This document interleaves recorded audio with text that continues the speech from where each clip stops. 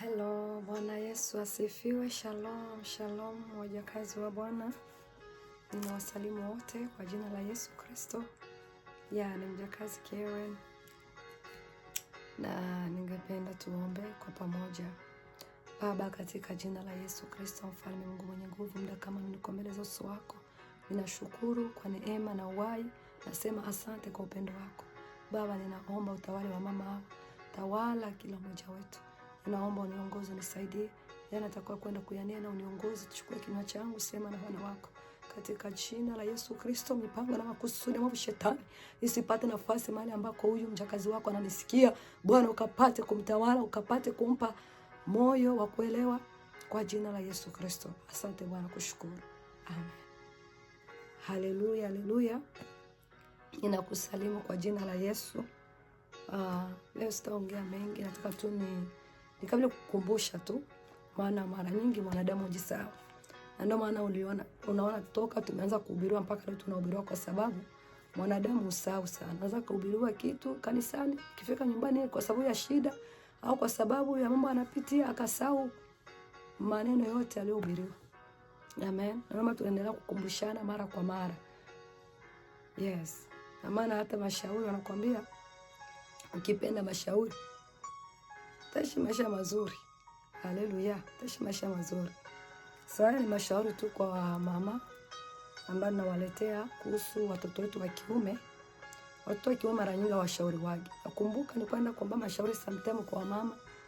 Nawaambia, kwa nini wanaume wanakuta natoka nje ya ndoa, mwanaume hatulii? Unakuta huyo mama anakuambia, hii ni kawaida watoto wa kiume. Ni kawaida yao. Mwanaume tu kutoka nje ya ndoa, hiyo ni wanaume wote wako hivyo. Hiyo ni kawaida. So kilikuwa nikaa kama ni kitu cha kawaida. Ninapoenda kwa wamama watu wazima kuwaomba ushauri juu ya hilo jambo, wanasema wanaume wote ndio tabia zao, wanaume wote ndio tabia zao. Kwa sababu gani? Hawakupewa mashauri, hawakulelewa katika njia inayompendeza Mungu. Kwa sababu ukisoma Mezali 22 na mstari wake wa 6, neno Bwana anasema, mlee mtoto katika njia impasayo, naye hata iacha hata atakapokuwa mzee. Haleluya. So mtoto usichague tu wale wa kike, kwa sababu wenyewe wanawake sisi tunakuwa mabikira, na ukienda kuzini na mwanaume unapoteza bikira wako. Lakini mtoto wa kiume hata atembea na wanawake 10 atakuwa vile vile, hakuna ishara yoyote itaonyesha kwamba ameharibika. Bwana Yesu atusaidie. Sasa ni vizuri tulee watoto wetu wote kwa malezi bora na malezi ya sawasawa. Mtoto wa kiume naye lazima afundishwe. Ndio mama wengi hatuko tuna focus kwa watoto wa kiume. Ukiona mauaji ambayo ni mengi kwenye huyo mji wa Marekani, ni watoto wa kiume ndio ambao wanaua wenzao. Wanaua watu. Utakuta hata shuleni watoto wanauawa. Utakuta mbali alifanya hiyo mauaji ni mtoto wa kiume. Kama uliona Donald Trump wakati yake election alikuwa ataka wampige risasi, alikuwa mwanaume. Tena kijana. So watoto wanaume wamekuwa na hizo roho za ukatili. Ukiona hapo ambao wanakunywa pombe sana ni watoto wa kiume. Tena pombe zinawafanya wasitumike, maisha yao yaharibike. Ni kwa sababu gani? Watoto wa kiume mara nyingi huwa hawapati mtu wa kukaa nao washauri. Japo unaweza kuwa umejitahidi kama mama, lakini ni vizuri kuanza kuwafundisha kingaliki wadogo kabisa. Kwa sababu tu wanaume huwa wanaharibika vibaya. Na watu wanakuwa na mawazo, lakini utaishi naye ndani ya nyumba na utajua anapitia nini. Wanakuwa ni watu wanasumbuliwa sana na msongo wa mawazo. Na ile msongo wa mawazo kishakuwa mwingi, ibilisi naye anapata nafasi, anatuma kipepo ndani yake, kipepo cha depression. Ile pepo inaweza kumuongoza jiue, wala uwa watu. Sasa ndugu zangu, wa mama wenzangu, tukae makini sana. Tuwafundishe watoto wetu wote kisi gani ya kumtafuta Bwana. Amen. Ukisoma maandiko matakatifu, kwa ukisoma kitabu cha Mwanzo 39 na mstari wake tutaanza wa 6. Neno la Bwana nasema, hii ni habari ya Yusufu. Yusufu aliishi baba yake Yakobo. Aliishi kule kusikia Ule kusiketi Yusufu amezini. Yusufu alikuwa tokea anaota ndoto, analeta maono. Anaenda kuangalia kondoo basi. Lakini utasikia sifa yote mbaya kuhusu Yusufu. Halikuwa ni wake aende kuchunga kondoo, harudi nyumbani, kila ambacho Bwana atamuonesha aongee na baba yake mzazi. Na uone gisi gani alivyoshinda dhambi hapa. Na Bwana alitembea naye sehemu zote na alikuwa baraka. Alipouzishwa na ndugu zake Misri, Potifa huyu Potifa, yes, alipomchukua aliishi naye vizuri na mpaka alibarikiwa na mashambani kwake kulibarikiwa juu ya huyo Yusufu gisi gani alikuwa anajitunza. So vijana pia inabidi wafundishwe gisi gani ya kujitunza. Tuna vijana wengi unakuta anaharibu watoto wa watu. Anawachezea mabinti ndani ya kanisa, ndani ya kwaya. Hapo baadaye akitaka saa kuoa anatafuta eti mtoto mwanamke bikira. Na wakati ashaharibu mabinti ndani ya kwaya. Bwana Yesu atuonee huruma. Unakuta mtoto wa kiume anabebesha mimba, huyo mama yake anashangilia na anaposti na tafuta na sherehe kwa mtoto wa kiume ambaye alizini. Lakini mtoto wake wa kike akibeba mimba nyumbani, mama huwa analia. Huyo mama atalia, atalia. Lakini mtoto wake wa kiume akienda anachezea watoto wa watu. Tunakuwa kabisa hatujali. Nakutaga wamama kwa hiyo wanajali. Leo tuna watoto wa kiume ambao wako jela juu ya kubaka watoto wa watu.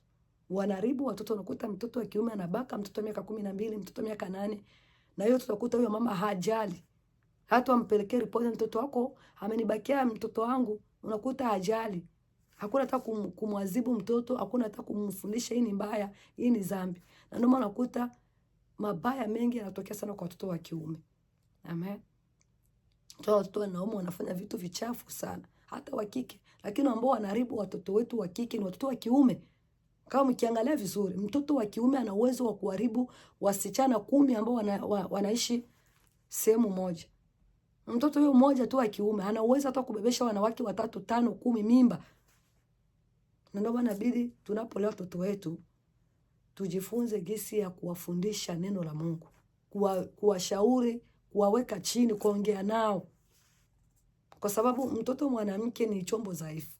Mwanamke sio ni vyombo dhaifu. Mwanamke akishapenda mwanaume, haijalishi ana nguvu za Mungu na Roho Mtakatifu, anakuwa anadanganywa tu. Kama anapenda kweli mwanaume, atamdanganya na atamchezea. Watoto wanawake ni wepesi sana kuanguka. Haijalishi anamtumikia Mungu kiasi gani, anampenda Mungu kiasi gani, lakini akishapata ule ambaye moyo wake unapenda, hawa watu wanaharibikaga mno. Bwana Yesu atuonee huruma. Na maana inabidi vizuri, lakini kama amekutana na mwanaume ambaye amelelewa familia nzuri, familia ambayo inamcha Mungu na yeye ana mafundisho, anajua azinani zao, kwa sababu Biblia inasema azinie na mwanamke hana akili kabisa, afanya jambo litakaloangamiza nafsi yake, sio mwili wake, nafsi yake. Ni lazima maneno hayo maandiko tu tunasoma tutoe wa kiume. Yusufu alishinda hiyo dhambi ya zina. Tukisoma mstari wa 6 hapa, akaacha yote aliyokuwa nayo mkononi mwa Yusufu, wala hakujua habari za kitu chochote kwake ila hicho chakula alichokula tu. Naye Yusufu alikuwa mtu mzuri na mwenye uso mzuri. Unajua kijana anapokuwa mzuri huwa anavutia. Amen.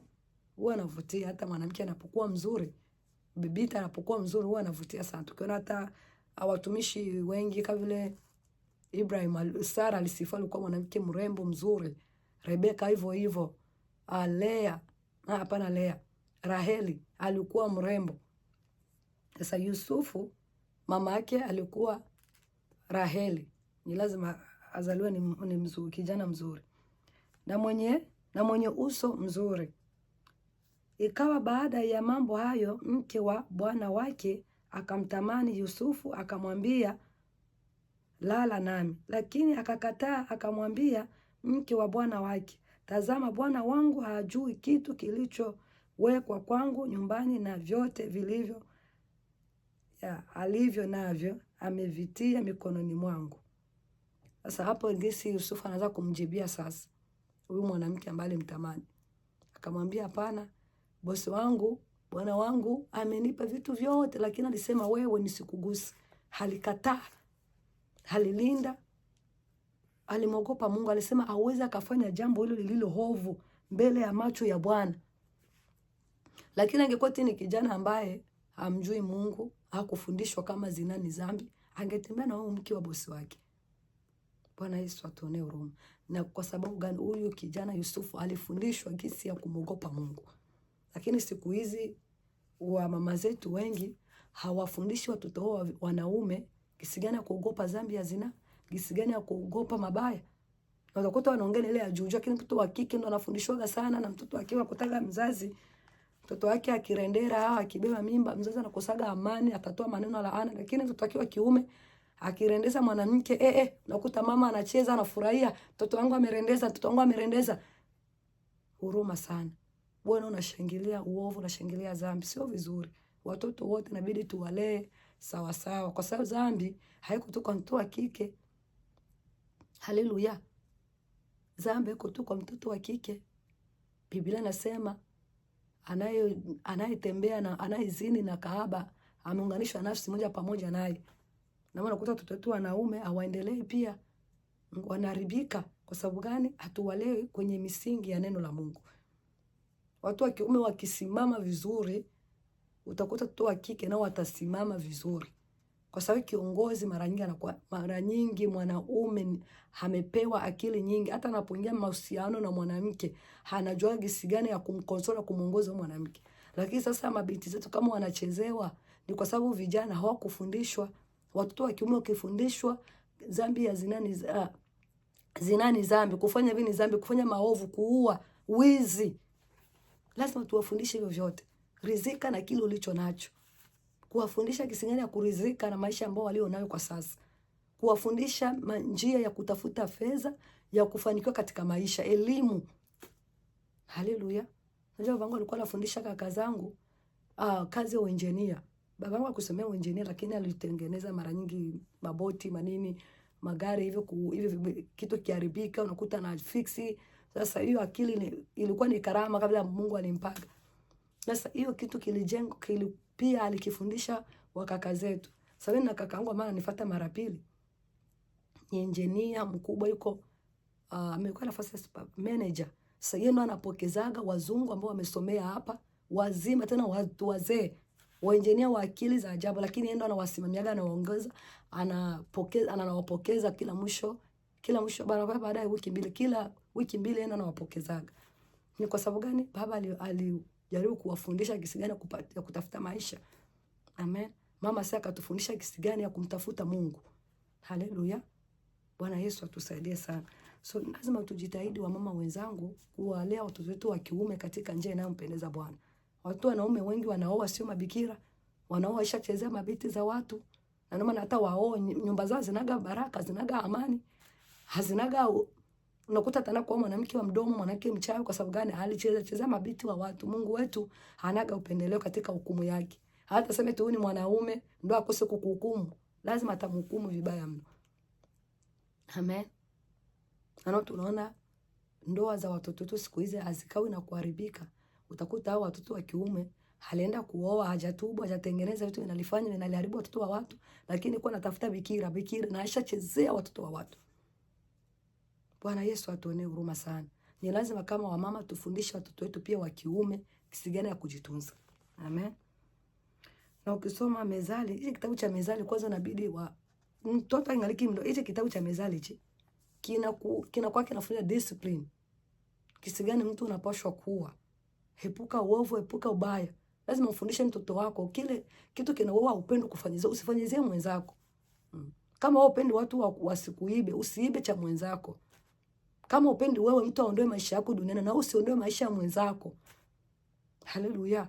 Kama unabidi umfundishe mtoto wako, unapokwenda unatembea unachezea watoto wa wenzako, wewe unapo siku utawaga vile ambavyo ulitendeaga watoto wa wenzako wakati ungaliki kijana. Ni lazima watoto wako nao watachezewa hivyo hivyo. Ni vitu inabidi tu tunakumbusha watoto wetu mara kwa mara. Na mtoto wa kiume anakuwa anasikiliza sana mama. Haleluya. Ukikaa naye chini unamwambia, anaweza kuwa kama vile hakusikii, mama hapana mama, lakini akikaa mwenyewe yale maneno yanakuwa yanamrudilia. Kila mtoto wa kike anaweza kasikia juu akikuwa na rafiki yake wauni anaharibika kabisa, hata ajali unamshauriaga. Lakini mtoto wa kiume huwa anatii maneno ya mamake mzazi sana. Amen. Japo kuna wengine waisha rogo, washakuwa na mapepo, ndio utakuta ajali. Mezali 21 sura ya 17 inakwambia, mtu apendaye anasa atakuwa maskini. Apendaye mvinyo na mafuta hatakuwa tajiri. Haleluya. Lazima uwe unamwambia mtoto wako haya yote mambo ajue.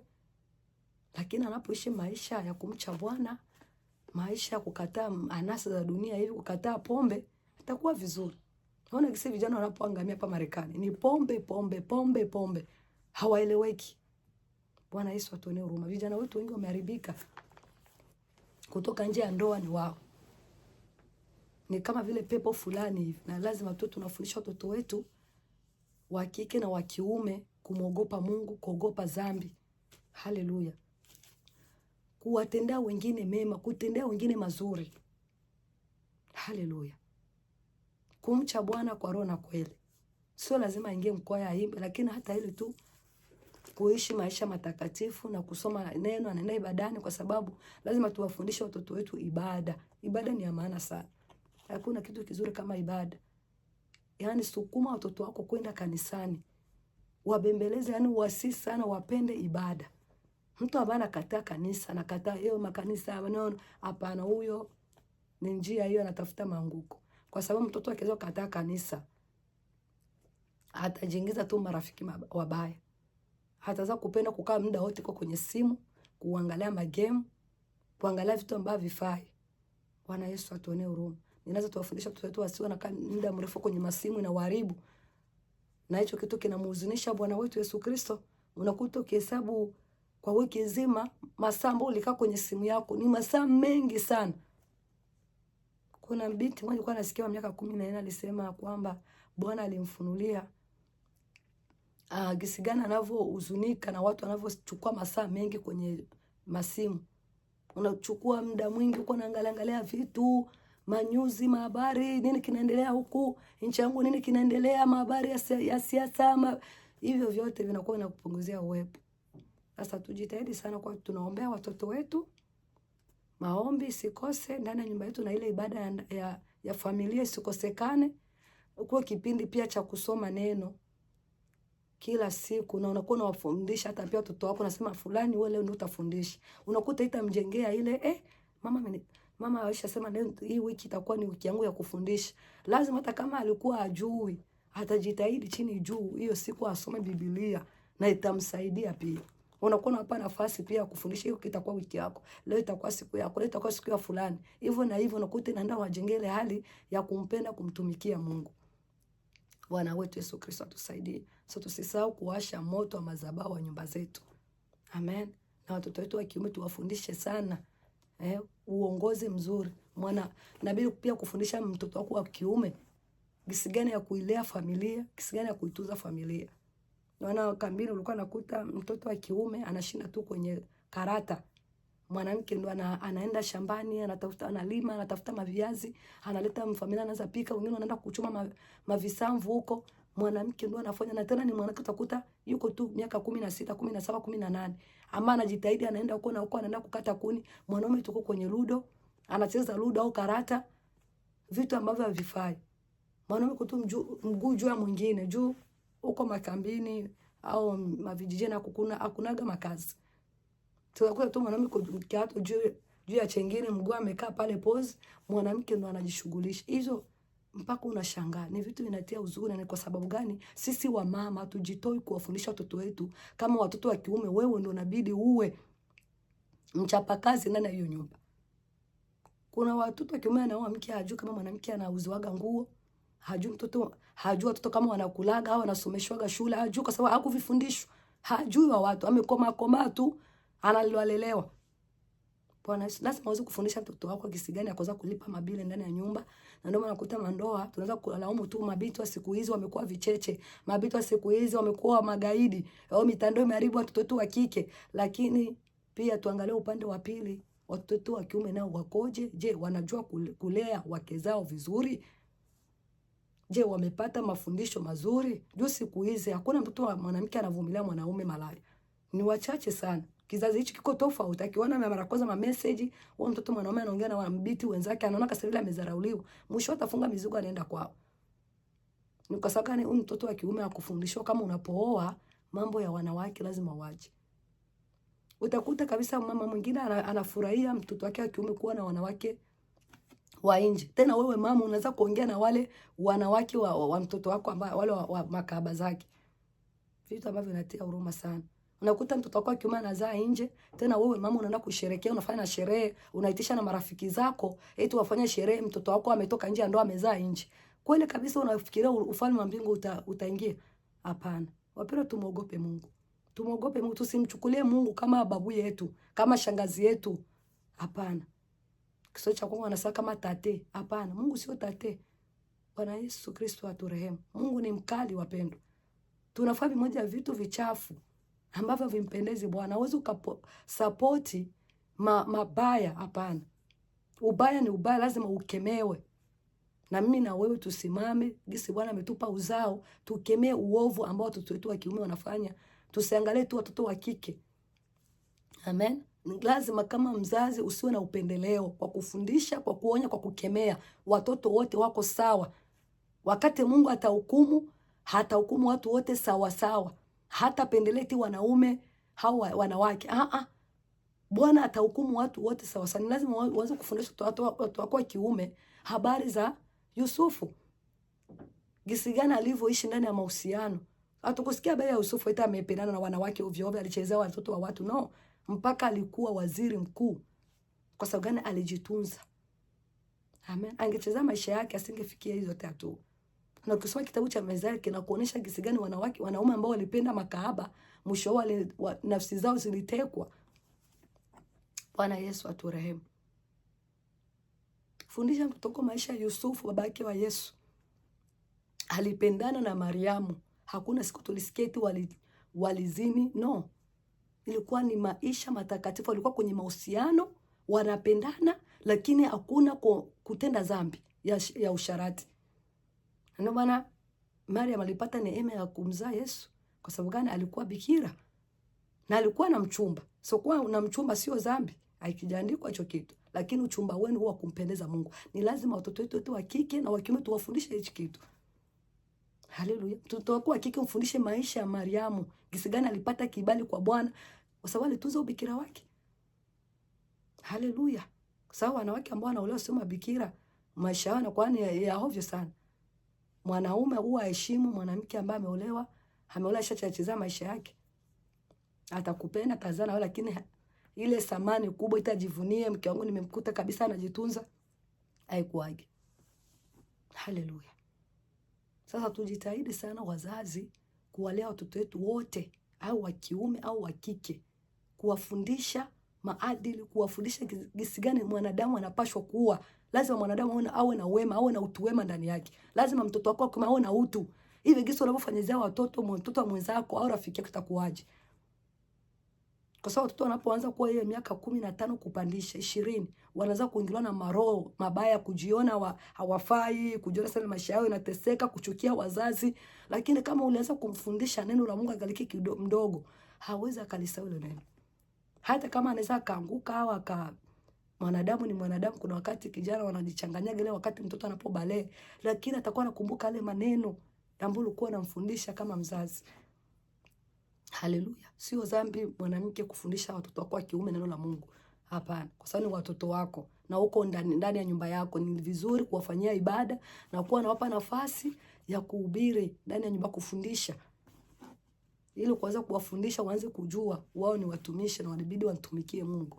Haleluya. Na kuwaombea tu sana.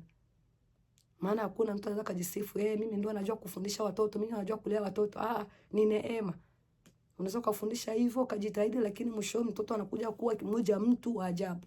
Lakini tu tunawafundisha na huko tukiwaombea, tukipiga magoti.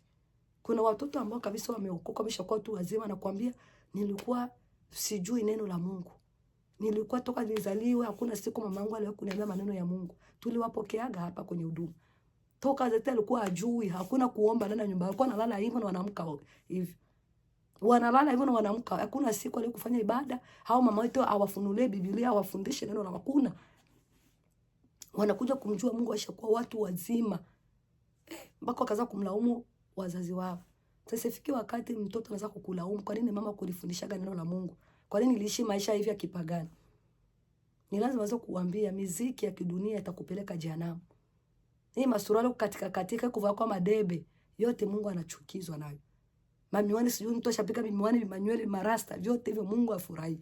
Lazima wazo kumwambia mtoto wako wewe maneno.